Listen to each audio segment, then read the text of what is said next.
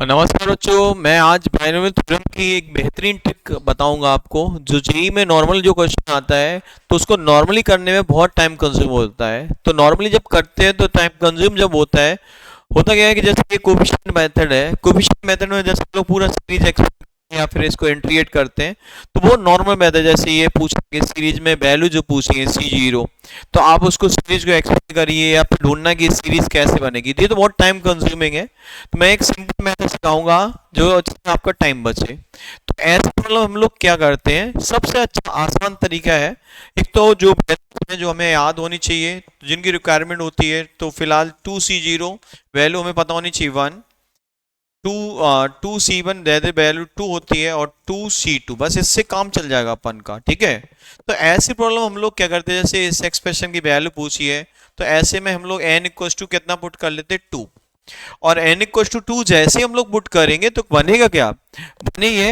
यहाँ पे क्या है, इसका जो एक्सप्रेशन है nC0 है, ट्वाइस ऑफ nC1 है, और थ्राइस ऑफ nC2 है, और इसके बाद और भी डॉट डॉट है नहीं लिखते हैं। अब क्या करेंगे बेटा, यहाँ पे कुछ 2 पुट कर लें, तो n इक्वल टू अगर हम 2 पुट करेंगे तो एक्सप्रेशन क्या होगा, 2C0 2C1 और 3 इंटू ये 2C2। इसके आगे लिखेंगे भी नहीं, क्यों, नेक्स्ट जो होगा वो यहाँ पे C3 आएगा, विच इज नॉट पॉसिबल। वो इनकी वैल्यू पुट कर लेते हैं, तो आइए देखते हैं 2C0 कितना है 1, 2 इंटू 2C1 2, और यहाँ से अगर वैल्यू पुट करेंगे 3 इंटू ये 2C2, यहाँ से वैल्यू अप्लाई कर लेते हैं, तो एच चेक करेंगे यहाँ से 1, 2 इंटू 2 कितना है 4 प्लस 3, तो 4 प्लस 3 से, ठीक है, ये आंसर अपना 8 आया। अब ऑप्शन चेक करते जाएं, क्योंकि हमें सिंगल चॉइस सही होता है, तो ऐसे क्वेश्चन हम लोग n इक्वल टू 2 पुट करें फर्स्ट ऑप्शन, अगर 8 मिल जाता तो बस यहीं पे रुक जाएंगे। तो n इक्वल टू हमने पुट किया 2,